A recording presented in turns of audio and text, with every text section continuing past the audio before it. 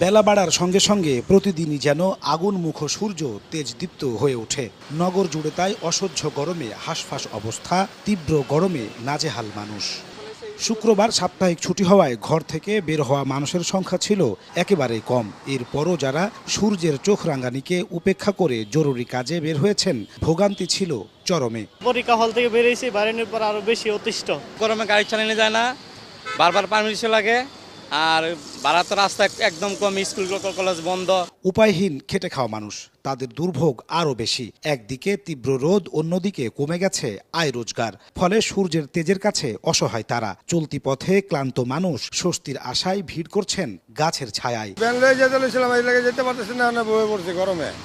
কর্মের খাতিলে বাইরে হইতে হয়। গরমে হাঁপিয়ে ওঠা নগরবাসীর জন্য এবার স্বস্তির খবর দিল আবহাওয়া অফিস। এপ্রিল জুড়ে তাপপ্রবাহ থাকলেও মে মাসের শুরুতেই বৃষ্টির পূর্বাভাস দেয়া হয়েছে।